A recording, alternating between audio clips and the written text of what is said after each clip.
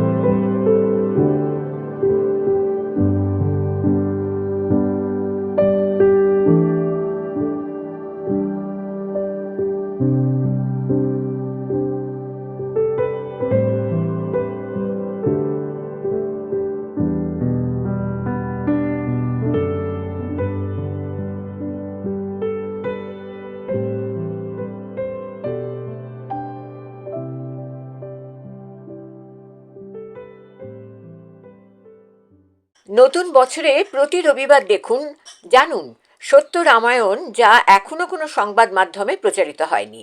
একসময় এই সত্য রামায়ণ আদালতের নির্দেশে নিষিদ্ধ ঘোষিত হয়েছিল, পরে সে নির্দেশ উঠে যায়। কেন? তবে কি আদালত এই সত্য রামায়ণকে মান্যতা দিয়েছিল? দশরথের কি আরও 350 জন স্ত্রী ছিল? ঋষ্যশৃঙ্গ মুনি কি রাম, লক্ষ্মণ, ভরত, শত্রুঘ্নের পিতা? দেবী সরস্বতী কি কৈকেয়ীর দাসী মন্থরা? নারদের অভিশাপেই কি বিষ্ণুর মর্তে রাম হয়ে জন্মগ্রহণ? সীতা কি সম্মতি দিয়ে রাবণের সঙ্গে লঙ্কায় যান? রাম কি লক্ষ্মণকে হত্যা করতে চেয়েছিলেন? এমন অনেক অজানা তথ্য জানতে দেখুন সত্য রামায়ণ দিগদর্শন চ্যানেলে। প্রতি রবিবার রাত 10টায় প্রকাশিত হবে। লগ ইন করুন, সাবস্ক্রাইব, বেল আইকন ছুঁয়ে গ্রাহক হন।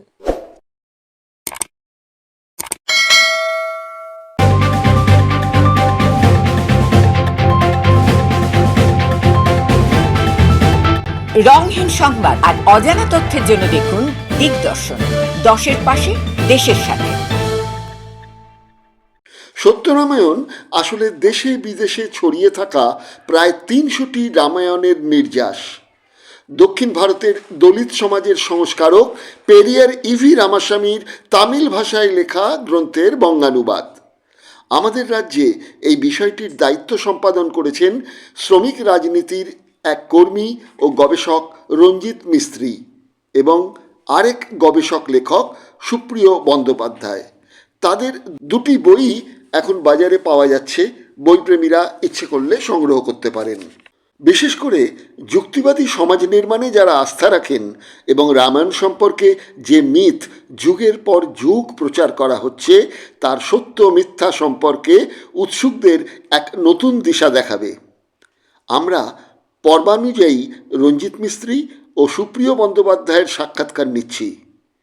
বিষয় যেমন থাকছে রামায়ণের বস্তুনিষ্ঠ বিশ্লেষণ, তেমন দক্ষিণী দলিত আন্দোলনের নেতা ও সমাজ সংস্কারক পেরিয়ার ইভি রামাস্বামীর দলিত আন্দোলন ও তার রামায়ণ বিশ্লেষণ নিয়ে আলোচনা। আমাদের দেশের বিভিন্ন রাজ্যে বিভিন্ন রামায়ণ, কিন্তু বাল্মীকি রামায়ণকে কিছুটা দূরে রেখে উত্তর ভারতের তুলসীদাসী রামায়ণের ব্যাপ্তি বিস্তৃত হয়েছে হিন্দুয়ানির প্রচারে। বাল্মীকি তার রচনায় মূল নায়ক রামকে একজন ভালো মন্দ মেশানো চরিত্র হিসেবে বর্ণনা করেছেন। সেখানে তুলসীদাস আরোপ করেছেন অবতার তত্ত্ব। অন্যদিকে বাংলার মধ্যযুগে কৃত্তিবাস মুখোপাধ্যায় ওরফে ওঝা ব্রাহ্মণ্যবাদের নিরিখে ভক্তিরসের প্রাবল্যে রচনা করেছেন রামায়ণ। সেই সময় আরও কয়েকজন রামায়ণের বঙ্গানুবাদ করলেও খ্যাতির আলোর সবটুকু আলো শুষে নিয়েছেন কৃত্তিবাস। আধুনিক যুগে বিদ্যাসাগর, রাজশেখর বসুও ও তাদের মতন আরও কয়েকজন তাদের নিজস্ব দৃষ্টিভঙ্গিতে লিখেছেন রামায়ণ। কিন্তু দক্ষিণ ভারতের সমাজ সংস্কারক রামায়ণ কাহিনীর মধ্যে যে ব্রাহ্মণ্যবাদী ও ঐশ্বরিক ব্যাখ্যার চুলচেরা বিশ্লেষণ করেছেন এমনটি কিন্তু আর কোথাও মেলে না। আগেও বলেছি, একসময় পেরিয়ার ইভি রামাস্বামীর সত্য রামায়ণ দেশের শীর্ষ আদালত ব্রাহ্মণ্যবাদী রাজনৈতিক ব্যক্তিদের চাপে নিষিদ্ধ ঘোষণা করলেও বহুজন সমাজের লাগাতার আন্দোলনে এবং আইনি জটিল তথ্য ও তত্ত্বে সেই নিষেধাজ্ঞা তুলে নিতে বাধ্য হয়। কিন্তু বাংলার কোনো মিডিয়া এই বিষয়টির পর্যালোচনা করেননি বা করতে চাননি, হয়তো কায়েমি স্বার্থ রক্ষাতেই। কিন্তু দিগদর্শনের স্লোগান রংহীন সংবাদ ও অজানা তথ্য পরিবেশনের সংকল্পে। এই পর্বে আলোচনা করব শ্রমজীবী আন্দোলনের অন্যতম সৈনিক ও লেখক রঞ্জিত মিস্ত্রির সঙ্গে একটি সাক্ষাৎকারে। এবারের বিষয় রামায়ণের একটি গুরুত্বপূর্ণ অংশ, রামের সীতা উদ্ধার কোন স্বার্থে। হ্যাঁ বলুন। হ্যালো, নমস্কার। আমি সুজিত হ্যাঁ। দিগদর্শন থেকে রঞ্জিতা। হ্যাঁ বলুন, আমি রঞ্জিত মিস্ত্রি বলছি। হ্যাঁ, আজকের সত্য রামায়ণ পর্বে আপনাকে আমরা নিয়েছি। আপনি যে বইটি লিখেছেন সত্য রামায়ণ সম্পর্কে, সেই বইটিকে ধরে একদিকে একটু পেরিয়ারের কথা আলোচনা করব, আর আরেকদিকে যেটা করব সেটা হচ্ছে গিয়ে সীতা রামের সম্পর্কের একটা জায়গা থেকে একটু প্রশ্ন করব। হ্যাঁ, প্রথম প্রশ্ন যেটা, সেটা হচ্ছে যে সীতাকে তো বিয়ে করতে জনক রাজার কাছে গেলেন রামচন্দ্র, সেখানে হরধনু ভঙ্গ করলেন, সীতার সঙ্গে বিয়ে হয়ে গেল। তো আমার প্রশ্ন হচ্ছে যে ওখানে তো আমরা দেখতে পাচ্ছি যে জনক রাজ, যার নাম হচ্ছে গিয়ে শিরোধ্বজের পালিতা কন্যা সীতা, নিজের কন্যা উর্মিলা, তার সঙ্গে বিয়ে হচ্ছে লক্ষণের, এবং তার যে ভাই কুশধ্বজ, তার আবার দুই মেয়ের সঙ্গে বিয়ে হচ্ছে ভরত শত্রুঘ্ন। তার একই পরিবারের সঙ্গেই দশরথের 4 ছেলের বিয়ে হলো। কিন্তু রামায়ণের কোন জায়গায় আমরা কিন্তু এই 4 নারীকে বোন হিসেবে একসঙ্গে তো পেলাম না, তার না, কোনো উল্লেখই সেটা নেই, কোথাও নেই। তা এটাকে আপনি কিভাবে দেখছেন? দেখুন, এইগুলো নিয়ে যখন আমরা দেখতে গেছি কিংবা দেখার চেষ্টা করেছি, তখন একটার সঙ্গে একটা কোনো মিল খুঁজে পাওয়া যাচ্ছে না। হ্যাঁ, এটা হচ্ছে সবচেয়ে বেশি আমাদের কাছে করেছে, আকর্ষণ করেছে এটা। তাই এই ব্যাপারটাকে নিয়ে আমি যখন একটা বই আমরা যখন ঘাঁটি কিংবা দেখি, তখন আলাদা আলাদা বইতে আলাদা আলাদা ভাবে বর্ণনা করা হয়েছে। যার ফলে এই সত্যতা নিয়ে একেবারে প্রচন্ড ভাবে সত্যতা নিয়ে আবার প্রশ্ন উঠেছে, এবং অনেক বিশেষজ্ঞরা বলেছেন এটা একটা কাল্পনিক কাহিনী, আর এতে কাল্পনিক ভাবে আলাদা আলাদা পুস্তকে আলাদা ভাবে বর্ণনা করা হয়েছে। এটাই আমাদের কাছে মনে হয়েছে। আর পেরিয়ার, আমি ইভি রামাস্বামীর কথা বলছি, তিনি তো নারীদের যে শোষণ, তার বিরুদ্ধেও তার আন্দোলন ছিল দলিত সংগ্রামের সঙ্গে সঙ্গে। হ্যাঁ, উনি কি কিছু এই ব্যাপারে উল্লেখ করেছেন যে রামায়ণেতে নারী চরিত্র মোটামুটি, সীতাকেও বলতে গেলে তো বলতে হবে নারী চরিত্র প্রথম দিকে যে বিয়ে হলো, বিয়ের পরে বনবাসে গেল, বনবাসে গিয়ে তিনি কিডন্যাপ হলেন, তারপরে অশোক বনে একটুখানি, কিন্তু তারপর সারা রামায়ণে আর কোথাও নেই। পরবর্তীকালে যখন বনবাসে যাচ্ছেন সীতা, লবকুশের জন্ম হচ্ছে, সেখানেও কিন্তু প্রসঙ্গ তেমন ভাবে অত উল্লেখযোগ্য নেই। না, এটা পেরিয়ার স্বামী এ সম্পর্কে কি কিছু বলেছেন? পেরিয়ার একটা জিনিস তো খুব সুস্পষ্ট ভাবেই করেছেন যে সীতা সবসময় রামকে অনেক নিম্নমানের পুরুষ বলে মনে করতেন। এটা তো সীতার প্রথম চরিত্র। দ্বিতীয়ত, সীতাও সেই ধরনের আকাঙ্ক্ষী ছিলেন, মহিলা ছিলেন। তাই যখন দশরথকে পেলেন, রাবণকে পেলেন, হুম। রাবণ তার চাইতে অনেক হৃষ্টপুষ্ট, অনেক তেজস্বী, এবং সে হওয়াতে উনি অশোক বনের যে রাবণের যে দেখে মানে তার শৌর্যবীর্য। দেখে, হুম। শৌর্যবীর্য দেখে উনি প্রভাবিত হয়ে গেলেন। হুম। এই প্রভাবিত হওয়াতে উনি অনেকটাই তাকে সঁপে দিয়েছিলেন নিজেকে। হুম। হ্যাঁ, এটা একেবারে স্পষ্ট ভাবে দেখা যাচ্ছে। হুম। হুম। এই সঁপে দেওয়ার কারণটাই দেখা দিয়েছে পরে যে উনি গর্ভবতী হয়ে গেলেন। এবং ওখানে যত মহিলা ছিলেন, রাবণের একটা ভালো গুণ ছিল, যত মহিলা ছিলেন সমস্ত মহিলারা কিন্তু রাবণকে খুব শ্রদ্ধা করতেন। হুম। এটা কিন্তু বারবার উল্লেখ করা হয়েছে। হুম। এবং ওইটা দেখে আরো বেশি প্রভাবিত হয়েছেন।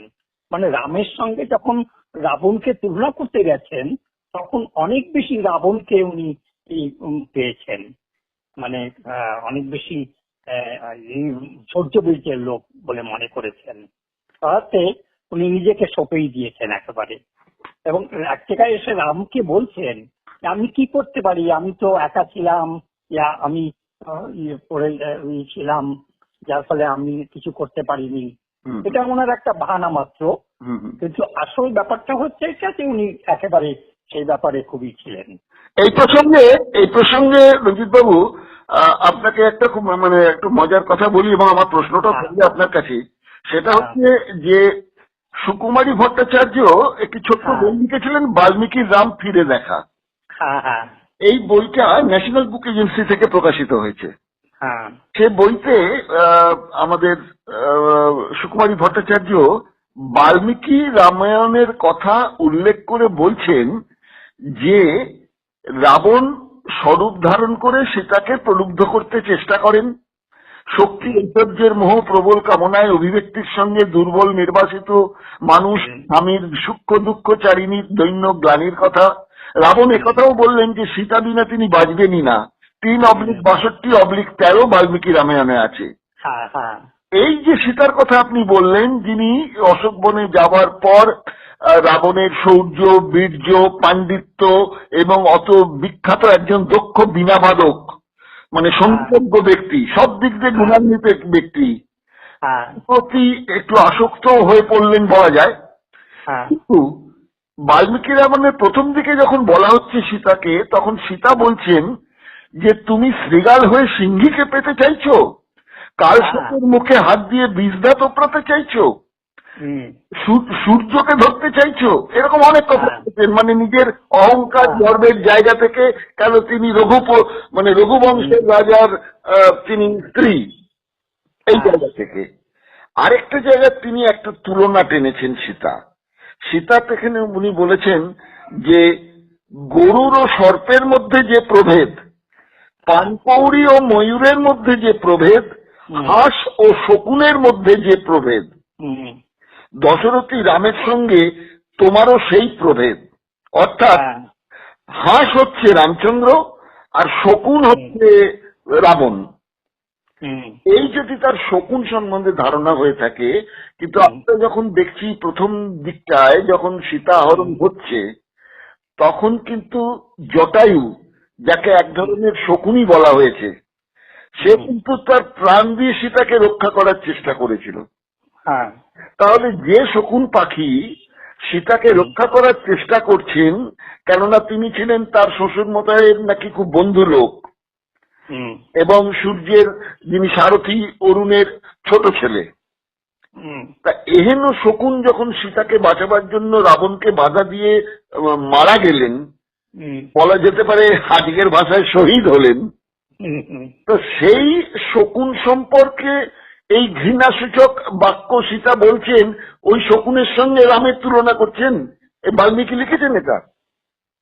হ্যাঁ, একসময় একটা জায়গায় আমি বলছি এটা, যে বাল্মীকি এইভাবে বর্ণনা করেছেন, যখন শকুনিকে নিয়ে যেভাবে বর্ণনা করা হয়েছে, একদিকে বলছেন যে উনি উদ্ধার করেছেন, মানে উদ্ধার করার চেষ্টা করেছেন, বাঁচাবার চেষ্টা করেছেন দশরথের বন্ধু, আর অন্যদিকে বর্ণনা করেছে যে শকুনি কিংবা যারাই আছে এরা সমস্ত আদিবাসী, এবং এদের ব্যাপারে অন্যান্য জায়গায় কিন্তু খুব একটা ভালো বর্ণনা করেননি। কিন্তু এইখানে এসে সীতার প্রতি তার এমনই হয়েছে, তো সেখানে একটা কন্ট্রাডিক্টরি ব্যাপার দেখা দিয়েছে। হ্যাঁ, কারণ যখন বলা হচ্ছে দশরথের বন্ধু, অর্থাৎ সীতার শ্বশুরের বন্ধু সম্পর্কে তো সে শ্বশুরই হলো, হ্যাঁ শ্বশুরই হলো এক সম্পর্কে। তো তাকে তুলনা করছেন রাবণের সঙ্গে। তিনি কি তার আগের মুহূর্তের ঘটনা ভুলে গেলেন যে সময় বলে? তার মানে এটাও তো এক ধরনের স্বার্থপরতা, একদম স্বার্থপরতা। এবং ওই পক্ষী সকল বলার মধ্যে সেটার মধ্যেও তো একটা ঘৃণা কাজ করেছে, প্রচন্ড ঘৃণা কাজ করেছে। এর সঙ্গে আরেকটা কথা বলি রঞ্জিত বাবু, সেটা হচ্ছে যে এই যে বাংলা, এই যে বাংলার মানুষ যখন আর্য সভ্যতার লোকজন বাংলায় এলেন, এটা নিহারঞ্জন রায়ের বাঙালির আদি পর্ব বইতে আমরা পাচ্ছি। এখানে বলছে যে ওই আর্য সমাজের লোকজন বাংলায় এসে যখন দেখলেন যে এরা যে ভাষায় কথা বলছে এই ভাষা বোঝা যাচ্ছে না, অনেকটা ওই পাখির মতো কিচির মিচির করছে, তখন তাকে বলা হলো বয়াংশী পাখি। তার মানে সেই বয়াংশী পাখির মতোই হচ্ছে বাংলার মানুষ, একটা ঘৃণ্য পাখি সমান। এই কথা আমরা বাংলায় পাচ্ছি। আবার ওখানে বাল্মীকি রামায়ণে গিয়ে আবার যেটা পাচ্ছি সেটা হচ্ছে জটায়ুকে ঘৃণা ভরে জটায়ুর সঙ্গে তুলনা করছেন রামের। জটায়ু মানে শকুনের সঙ্গে, আমি এটাই বলতে চাইছি। এই কন্ট্রাডিক্টরি, এটা তো অন্য লেখকদের কথা ছেড়ে দিন, বাল্মীকির নিজের তো নিজের মধ্যেই তো কন্ট্রাডিক্টরি রয়ে গেছে। রয়েছে তো কন্ট্রাডিকশন, অনেক জায়গায় বাল্মীকির এই ব্যাপারে কন্ট্রাডিকশন রয়েছে। যেমন ধরুন আবার সীতার ব্যাপারে বলা হয়েছে রাবণ সীতার চোখ, দাঁত, চেহারা, উদয়ের প্রশংসা করতে লাগলো। নারকেলের সঙ্গে সীতার স্তনের তুলনা করলো। সীতার শরীরের প্রশংসা করে বলতে লাগলো, আমি যতই তোমার অঙ্গ প্রত্যঙ্গ দেখছি ততই নিজেকে সামলাতে অসমর্থ হয়ে পড়েছি। বলুন, এগুলো তো এখানেই করেছেন। ঠিক ঠিক ঠিক ঠিক, তাই নাকি? এই ব্যাপারগুলো রয়েছে, একদম স্পষ্ট ভাবে এগুলো রয়েছে। ঠিক ঠিক। আচ্ছা, এদিকে আমরা আবার যদি একটুখানি অশোক বনে থাকাকালীন মানে সীতার কথা চলে যাই। হনুমান যখন দেখা করতে এলেন তখন সীতা তাকে জিজ্ঞাসা করছেন, রাম আমার ওপর স্নেহ ত্যাগ করেননি তো? মানে তার ভেতর একটা সন্দেহ ছিল যে এতদিন আমি বাইরে রয়েছি, আমাকে উনি উদ্ধার করবেন তো। একদিকে রাম তাকে ভুলে গেছে কিনা সেটা হনুমানের কাছে জানতে চাইছে, রাম তাকে উদ্ধার করবে কিনা সেই নিয়ে সংশয়ে ভুগছেন তিনি। আবার আরেক দিক দিয়ে দেখছি বাল্মীকি বলছেন যে রাবণের শৌর্য, বীর্য, পাণ্ডিত্য এবং সঙ্গীত জ্ঞান এইসবে উনি কিছুটা মোহবিষ্ট হয়ে রয়েছেন। তাহলে এখানেও তো কন্ট্রাডিকশন রয়েছে। তো সীতার চরিত্র বিভিন্ন জায়গায় বিভিন্ন রকমের ভাবে দর্শানো হয়েছে, এটাই অদ্ভুত ব্যাপার। এই জন্যই তো এই রামায়ণ গুলাকে, বাল্মীকি রামায়ণটাকে বেস করে বাকি রামায়ণ গুলো তৈরি করে মানুষের মধ্যে ছড়ানো হয়েছে, মানে প্রচার করা হয়েছে। করে করে রামায়ণকে বিশেষ করে গত 500 বছর ধরে রামায়ণকে মানুষের কাছে লেজিটিমাইজ করা হয়েছে, যাতে এই ধর্মটা মানুষের মাঝে আসে। আর বিশেষ করে তারপরে তো আপনি বলতে পারেন যে যখন টেলিভিশন আসলো, চ্যানেল আসলো, তখন তো রাস্তায় লোক পাওয়া যেত না, একদম না, বন্ধের চেহারা নিত রাস্তা। একদম বন্ধের চেহারা নিত। আর এটা সিস্টেমেটিক্যালি পার্সোনাইজ করা হয়েছে। একদম একদম, এইটা কিন্তু একদম আমাদের স্বীকার করতে হবে। ঠিক আছে না, এইটাই ব্যাপার রয়েছে। এখানে মারাত্মক প্রশ্ন দাঁড়ায় রঞ্জিত বাবু, সেটা হচ্ছে যে বাংলার যে বুদ্ধিজীবী সমাজ, বাংলার বুদ্ধিজীবী সমাজকে আমি আমার নিজের বিশ্লেষণে 3 ভাগে ভাগ করেছি। একটা ভাগ করেছি আমি, সেটা হচ্ছে যে রাষ্ট্রের নির্দেশে তারা নিজেদের পরিচালনা করেন রাষ্ট্রীয় অনুগ্রহ পাওয়ার জন্য। আরেক ধরনের বুদ্ধিজীবী পাচ্ছি আমরা যারা হচ্ছে বামপন্থী, বাম মনস্ক, কিন্তু সে অর্থে যুক্তিবাদী এবং দলিত বা ভূমিপুত্রদের হয়ে কথা বলার মতন যে বুদ্ধিজীবীদের দরকার ছিল, যেটা পেরিয়ার স্বামী দক্ষিণ ভারতে গড়ে তুলতে পেরেছিলেন, হ্যাঁ হ্যাঁ হ্যাঁ বাংলাতে কিন্তু আমরা কাউকেই সেরকম পাচ্ছি না। তার অন্যতম কারণ অবশ্য যারাই সেই সময় জন্মেছেন সবাই হচ্ছে ওই চ্যাটার্জি, ব্যানার্জি, মুখার্জি, ঘোষ, বোস, গুহ, মিত্র। হ্যাঁ, একদম ঠিক কথা বলেছেন আপনি। তবে এই উচ্চবর্ণের মধ্যে একটা কি বলবো, সরাসরি হোক প্রত্যক্ষ বা পরোক্ষভাবে একটা ব্রাহ্মণ্যবাদী কালচার এদের প্রত্যেকের মধ্যেই কাজ করেছে, একদম করেছে। যার জন্য তারা এই রামায়ণ মহাভারতের যে কন্ট্রাডিকশন সেই ব্যাপার নিয়ে আমরা কিন্তু বিদ্যাসাগরের যে সীতা পাচ্ছি বা আমাদের বিদ্যাসাগর যা লিখেছেন, দীনেশচন্দ্র সেন যা লিখেছেন, সেখানেও কিন্তু আমরা একটা ঐশ্বরিক রূপ যেটা তুলসীদাস মানে বজায় রাখতে চেয়েছিলেন, আমাদের কৃত্তিবাস মুখোপাধ্যায় ওরফে ওঝা যেটা করতে চেয়েছিলেন, সেটাকেই তো তারা মানে আরো বলতে পারি ওটাকেই আরো তুলে ধরার চেষ্টা করেছেন। একদম তাই করেছেন। তবে একদম তাই করেছেন, খুবই কম। যুক্তিবাদী নিরিখে বাংলার কোন বামপন্থী যুক্তিবাদী নিরিখে, বামপন্থী আমি ছেড়ে দিচ্ছি, নয় ছেড়ে দিন, প্রগতিশীল বলুন, হ্যাঁ, তো এরা তো রামায়ণের কোন মূল্যায়ন লেখা যুক্তির নিরিখে কেউ লিখলেন না। না, তাহলে কি এইসব কারণের জন্যই কি আপনারা, আপনি বা সুপ্রিয়বাবু আপনারা দেখলেন যে পেরিয়ার রামাস্বামীর, দক্ষিণ ভারতের রামাস্বামীর বঙ্গানুবাদ করা প্রয়োজন? হ্যাঁ, একদম ঠিক কথা বলেছেন। এই এই এই চোখটা আমাদের খুলেছে তখন যখন আমরা বাইরের জগৎটাকে জানতে পেরেছি। আমরা বাংলায় ছিলাম, বাংলার মানুষ যতই সাহিত্য নিয়ে চর্চা করুক না কেন, ভারতবর্ষের মধ্যে যে এই জাতিভেদের যে চরম দুর্দশা ছিল তা নিয়ে কিন্তু কোনো বুদ্ধিজীবী, বিশেষ করে তথাকথিত বামপন্থীদের কথা তো ছেড়েই দিলাম, প্রগতিশীলরা যারা শিক্ষা নিয়ে অনেক করেছেন, নারী নিয়ে 2-4 শব্দ বলেছেন, কিন্তু করেননি। একমাত্র যদি আপনি দেখতে চান কিছুটা এটা করেছেন, হরিচাঁদ গুরুচাঁদ কিছুটা করেছেন, আর কিছুটা এই বৃন্দাবনের উনি করেছেন, শ্রী চৈতন্যদেব। আচ্ছা, শ্রী চৈতন্য কিছু করেছেন, তবে তাও সেই ধর্মের বেড়াজালের মধ্য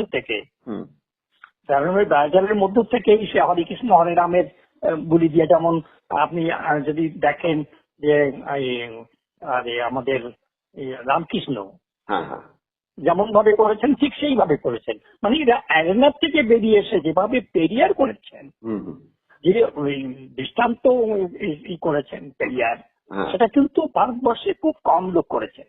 হ্যাঁ, আমরা তো যে চৈতন্যদেবের কথা বলা হয়, চৈতন্যদেব তো পুরীতে গিয়ে তার যে জবন হরিদাস, তাকে মন্দিরে তো ঢোকার কথা দূরের কথা, তাকে তিনি যে আশ্রমে থাকতেন সেখানেও তাকে থাকতে দেওয়া হয়নি, তাকে আলাদা করে রাখতে হয়েছে, এটাও তো চৈতন্যদেব মেনে নিয়েছিলেন।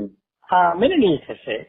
পেরিয়ার তো একদম আগা গোড়া মানে লড়াইয়ের ময়দানে 100% কোনো কম্প্রোমাইজ করেননি। আর একটা জিনিস দেখুন না আপনি, পেরিয়ার যদি চাইতেন যে উনি কি চিফ মিনিস্টার হতে পারতেন না? একদম তাই, একদম। উনি কি কোনো বড় মন্ত্রিত্ব পেতে পারতেন না? আর কংগ্রেসের থেকে তামিলনাড়ু শাসন করছে ডিএমকে, করুণানিধি, আমরা যাদের চিনে এসছি ডিএমকে দলটিকে নিয়ে, এই দলটি তৈরির পেছনেও তো তারই ভূমিকা ছিল ম্যাক্সিমাম।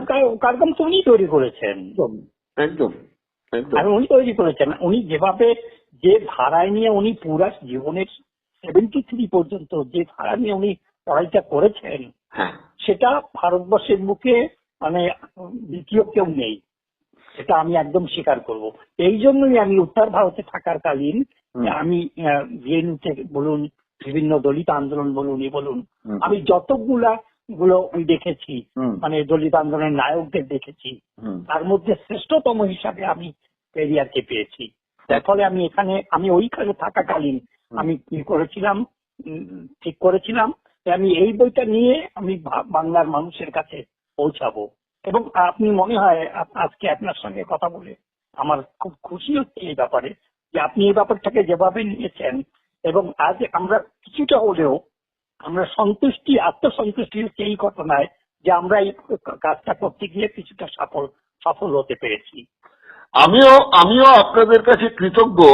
আমারও যে রামায়ণ এবং মহাভারত সম্বন্ধে আমার মনেও যে প্রশ্নগুলো ছিল, সেই প্রশ্নগুলো কিন্তু আপনাদের বই দুটো হাতে আসার পর আমার কাছেও কিন্তু অনেক পরিষ্কার ছবিটা আসায় আমি চেষ্টা করেছি যে বাংলার কোনো মিডিয়া এই নিয়ে কথা বলার সাহস দেখাচ্ছে না। সেখানে আমার মনে হয়েছে যে এখানে কম্প্রোমাইজ করার আর কোনো জায়গা নেই। এই সত্য রামায়ণকে আমাদের তুলে ধরা দরকার আগামী প্রজন্মের জন্য। তারা বিশ্বাস অনেকেই করতে পারেন, রামায়ণের প্রতি বিশ্বাস, রামের প্রতি বিশ্বাস থাকতেই পারে, কিন্তু একটু যুক্তিবাদী নিরিখে একটু যেন তারা বিশ্লেষণ করে দেখেন।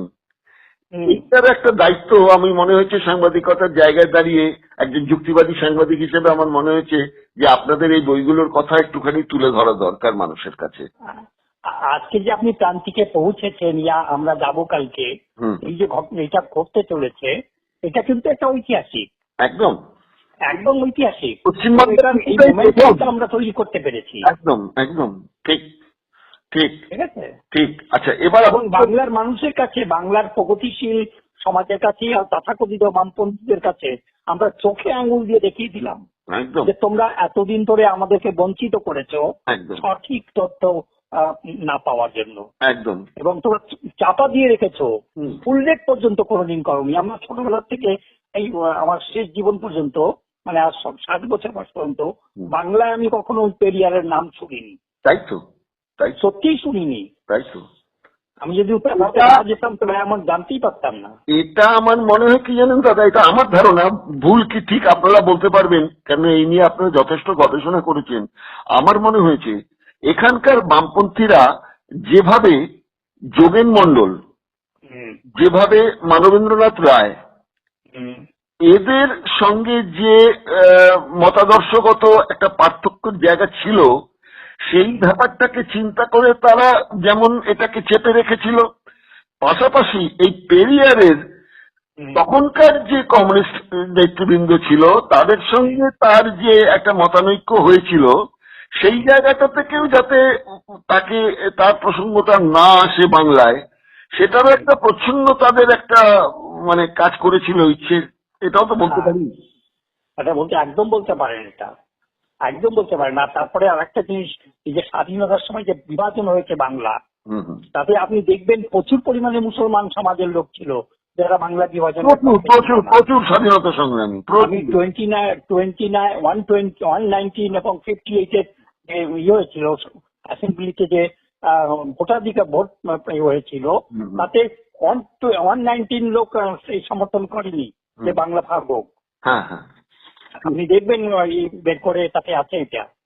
আর তার মধ্যে প্রচুর পরিমাণে মুসলিম সমাজের লোক ছিল, বিশেষ করে এই তথাকথিত যে উচ্চকোটির হিন্দুরা অনেক বেশি চেষ্টা করেছেন বাংলা বিভাজন হোক।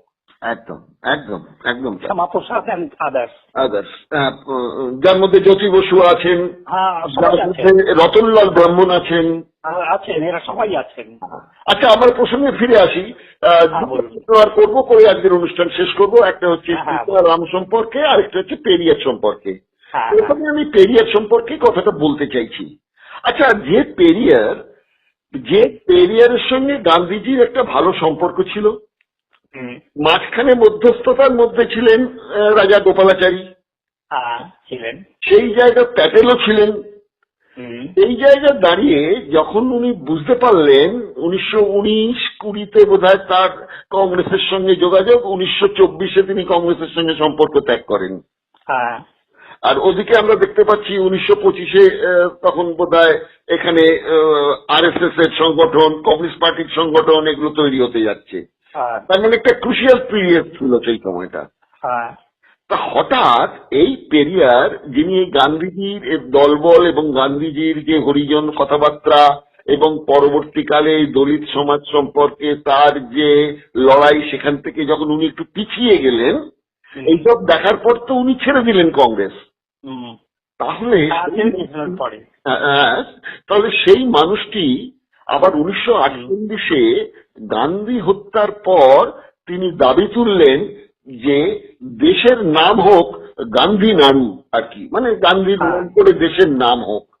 তাহলে যে গান্ধী দলিত আন্দোলনকে এগিয়ে দেওয়ার কথা বলে পরবর্তীকালে আবার পিছিয়ে গেলেন, শুধু যে নিজে পিছিয়ে গেলেন তা নয়, আন্দোলনটার গতিমুখ যেটা সারা ভারতবর্ষব্যাপী গড়ে তুলতে পারতেন গান্ধী, সেটাও অঙ্কুরে বিনষ্ট হলো। সেই গান্ধীর প্রতি কি করে আবার সমব্যথী হয়ে রইলেন পেরিয়ার? না, এই জায়গাটা কিন্তু আমিও খুব একটা ভালো করে মানতে পারিনি।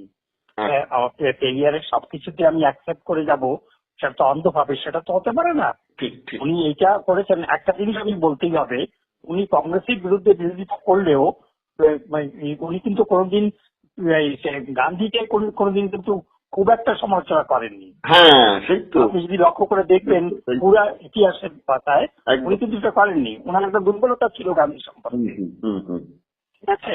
কিন্তু যেহেতু কংগ্রেসের মধ্যে রয়েছে, নেহেরু বিশেষ করে, নেহেরু কিংবা বাকিদের প্যাটেল, এদের বিরুদ্ধে যতটা বিষোদ্গার করেছেন ততটা কিন্তু উনি ইসের জন্য করেননি। তবে ওনার বিশেষ লড়াইটা ছিল উত্তর ভারতের সঙ্গে দক্ষিণ ভারত। একদমই তাই। কালচারাল লড়াই যেটা ছিল। উনিও তো একটা সময় বোধহয় ভাবনা চিন্তা করেছিলেন যে দক্ষিণ ভারতকে আলাদা রাষ্ট্র হিসেবে। ভাবনা চিন্তা না, স্টেটমেন্ট দিয়েছেন। স্টেটমেন্ট দিয়েছেন উনি, কোনো মিটিংয়েও বলেছেন যে এভাবে এটা আমরা গোলাম হতে চলেছি ব্রাহ্মণবাদী সে, যার ফলে আমাদেরকে এখান থেকে সরে যাওয়াটাই ভালো। একদম। আমাদের আলাদা তামিলনাড়ুকে আলাদা রাষ্ট্র দেওয়া হোক। ঠিক আছে, এটা করেছিলেন। আচ্ছা, পরবর্তী একটা সময় আমরা পেরিয়ারকে নিয়ে আবার আসবো। আজকে যেটা শেষ প্রশ্ন নিয়ে, সেটা হচ্ছে এই রাম এবং ওই সীতার সম্পর্কের একটা জঘন্য থেকে জঘন্যতম একটা উদাহরণ আমরা বাল্মীকি রামায়ণে পাচ্ছি। সেটা হচ্ছে সীতা যখন ফিরে এলেন, তখন এই রামচন্দ্র সীতাকে তুলনা করছেন যে আমি তোমাকে উদ্ধার করে নিয়ে এসেছি তোমাকে ভালোবাসি বলে নয়, আমি তোমাকে উদ্ধার করে নিয়ে এসেছি আমার প্রজাদের কাছে প্রমাণ করার জন্য যে তাদের রাজা কাপুরুষ নয়, নিজের স্ত্রীকে উদ্ধার করার, নারী জাতিকে উদ্ধার করার মতন ক্ষমতা আমি রাখি, এই জন্যই আমি তোমাকে উদ্ধার করে এনেছি। কিন্তু তুমি হচ্ছ ওই যে কুকুর ঘি চেটে নেয়, তুমি সেই ঘিয়ের মতন। কুকুরে তোমাকে, কুকুর অর্থাৎ এখানে হয়তো উনি রাবণকেই বোঝাতে চেয়েছেন, রাবণকে বোঝাতে যে ঘি তুমি হয়েছ, কুকুরে চেটে গেছে যে ঘি, সেই ঘি দিয়ে কোনো কাজ হয় না, হোমযজ্ঞ হয় না, রান্না বান্নাও হয় না। তুমি হচ্ছ সেই ঘিয়ের মতো, কুকুরে চাটা ঘিয়ের মতন। বাল্মীকি রামায়ণে এটা উল্লেখ আছে দেখছি। এটা মারাত্মক কথা দাদা রঞ্জিত বাবু, অসম্ভব ঘৃণাজনক কথা। আর নারী জাতির প্রতি এত বড় কথা বলার পরেও এই ব্রাহ্মণবাদীরা কিংবা আমাদের যারা অন্য জাতি ব্যবস্থায় যারা রয়েছে, তারা এই ব্যাপারটাকে কোনদিন করেনি, দেখেননি। পুরুষদের কথাও নয়, বাদ দিলাম, মহিলারা রাম সীতাকে লক্ষ্মী নারায়ণ এইরকম ভাবে ভাবেন, সম্মান করেন, শ্রদ্ধা করেন, তারা কি এই মূল রামায়ণে এইখানে বাল্মীকির যে এই কথাবার্তাগুলো লেখা রয়েছে, রামচন্দ্রের মুখ দিয়ে উনি বলিয়েছেন, সেগুলো কি তারা একটু খোঁজ খবর নিচ্ছেন না? দেখুন, এই ব্যাপারে তো আমার একটু ক্ষোভই আছে নারী জাতির প্রতি, বিশেষ করে ভারতবর্ষের নারী জাতির প্রতি আমার একটা ক্ষোভ আছে। যে ক্ষোভ ঠিক নয়, এটা ক্ষোভ বলা হবে, অভিমান আছে। আর সবচেয়ে বড় কথা হচ্ছে যে 1000 বছর ধরে যেভাবে এদেরকে নিপীড়িত হয়েছে এরা সেইটা থেকে এরা বেরিয়ে আসতে পারছেন না। এরা যে এখনো পুরুষ শাসিত ব্যবস্থার বিরুদ্ধে বলার মতো এদের এখনো সাহস তৈরি হয়নি। এবং সবচেয়ে মজার কথা দেখুন, এই আর কদিন বাদেই আসছে বাসন্তী পুজো। 4 এপ্রিল বাসন্তী পুজো হতে যাচ্ছে, দুর্গাপূজার আদি রূপ যেটা ছিল আর কি। তো এই দুর্গাপূজার প্রচলন করে ওখানে যেটা করা হচ্ছে, এটাও তো একটা হচ্ছে মিথ্যে গল্প, কারণ বাল্মীকি রামায়ণে কোনো এই অকাল বোধনের গল্পই নেই। দিবসের হাত ধরে এটা, এবং পুরাণীরা এটা মেনে নিয়েছে যে রামচন্দ্র নাকি দুর্গা পুজো করেছিলেন, এবং সবাই সেটা বলেন। আর তার সঙ্গে সঙ্গে আরেকটা জিনিস আমার মনে কাজ করেছে, যদিও প্রসঙ্গ থেকে আমরা চলে গেলাম ভিন্ন প্রসঙ্গে, কিন্তু তবুও আমার মনে হচ্ছে এটা বলাটা প্রাসঙ্গিক।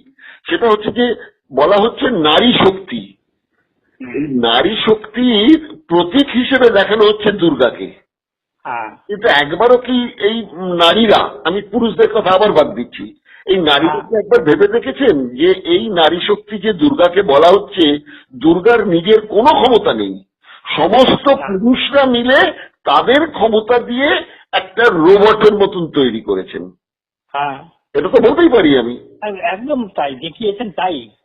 এবং বারবার ওরা প্রুভ করার চেষ্টা করেছেন যে কোন নারীর মধ্যে কোনো ক্ষমতা নেই, শুধু আমরা ইন্সপায়ার করে করে তার কাজটা করাই। আমরা তৈরি আমাদেরই ক্ষমতা, আমাদেরই ক্ষমতা আমরা তৈরি করেছি, একটা মানে সেকেন্ড থট তৈরি করেছি যাকে তৈরি করেছি। তার মানে দেখা যেতে পারে আগেকার দিনেও তো আমরা দেখেছি যে যুদ্ধের সময় নারীদের সামনে রাখা হয়, মিটিং মিছিলেও দেখা হয় নারীদের সামনে রাখা হয়।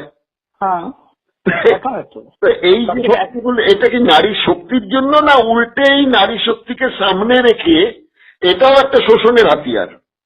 দেখুন না, আপনি মডার্ন যুগে যে মার্কেটিংটা হচ্ছে, হ্যাঁ এই মার্কেটিংটা কাদের নিয়ে হচ্ছে? তাই তো, নারীর অঙ্গ প্রত্যঙ্গ দেখিয়ে তো হচ্ছে। তাই তো, মানে আপনি যে কোনো অফিসে যাবেন, ছেলেদের হোটেলে যাবেন, সব জায়গায় তো তাদেরকে দাঁড় করিয়ে রেখে মার্কেটিং করছে। হ্যাঁ, আমি আরেকটা বিজ্ঞাপন দেখুন, ছেলেদের দাড়ি কামানোর ব্লেড, হ্যাঁ ছেলেদের গেঞ্জি জাঙ্গিয়া, হ্যাঁ সেখানেও কেউ নারীকে রাখা হচ্ছে যে নারীর চোখে সেই পুরুষ সবচেয়ে বেশি আকর্ষণীয় যে অমুক কোম্পানির গেঞ্জি জাঙ্গিয়া পরে। হ্যাঁ একদম ঠিক কথা বলেছেন, একদম ঠিক কথা। তাহলে তো আমি এসওয়াজেদ আলীর কথায় একই বলতে পারি যে সেই ট্র্যাডিশন সমানে চলেছে। হ্যাঁ একদম তাই চলেছে, এখনো তার থেকে কোনো খুব একটা কিছু পরিবর্তন এখনো হয়নি।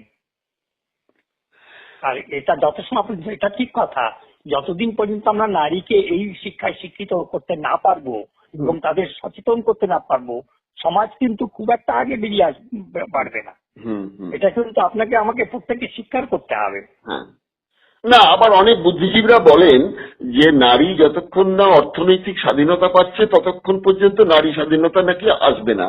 কিন্তু আমরা অনেক জায়গায় দেখেছি যে নারী অর্থনৈতিকভাবে স্বাধীন, তার মনের মধ্যেও কিন্তু কাজ করছে যে একটা পুরুষ নির্ভরতা। হ্যাঁ রয়েছে তো, সেটার মধ্যেও তাই, থেকে বেরিয়ে আসতে পারেনি, সেটার মধ্যেও তাই। আর তাই তো, তাই রয়েছে একদম, মানে বেরিয়ে আসতে কোনো অবস্থায় বেরিয়ে আসতে পারেনি। এবং আপনি দেখুন না, এই যে সার্বজনীন পূজা যে প্রচারণ হয়েছে গত 100 বছর প্রায় হতে চললো, এটা করে গিয়ে কি করা হয়েছে? স্বাধীনতা সংগ্রামী কি করেছেন? সুভাষ বসু বলুন, বলুন কি করেছেন? পূজা করেই তো তারা স্বাধীনতা আনার চেষ্টা করেছেন। শুধু স্বাধীনতা নয়, আজকে রাজনৈতিক নেতারা যে পুজোগুলো করছেন এই জিনিস তো তারা শিখেছেন ওই সুভাষবাবুর কাছ থেকেই। তিনি একবার সিমলা ম্যাম সমিতির সভাপতি হচ্ছেন, একবার বাগবাজারের সভাপতি হচ্ছেন, তার মানে মাস রিলেশন তৈরি করার একটা উপায় করে নিয়েছিলেন এই দুর্গাপুজোর সভাপতি হওয়াটা।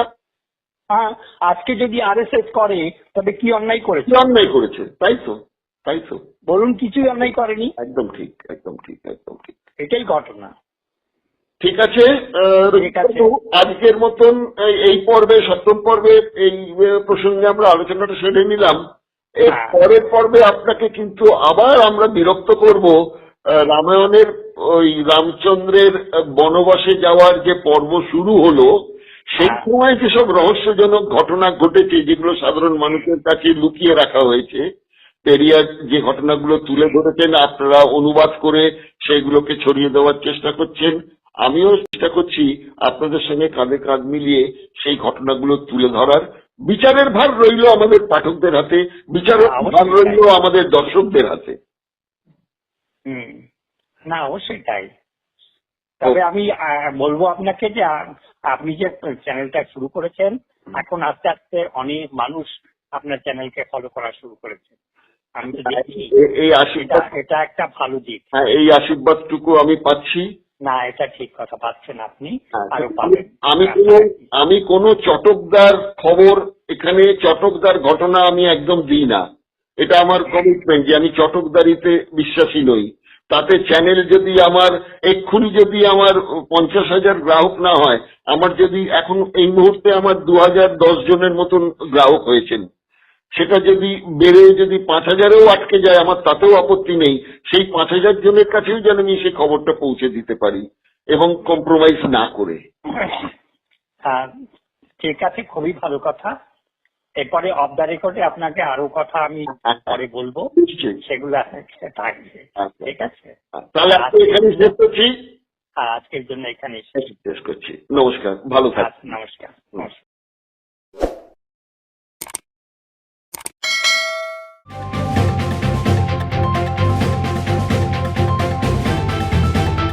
রংহীন সংবাদ আর অজানা তথ্যের জন্য দেখুন দিগদর্শন, 10-এর পাশে, দেশের সাথে।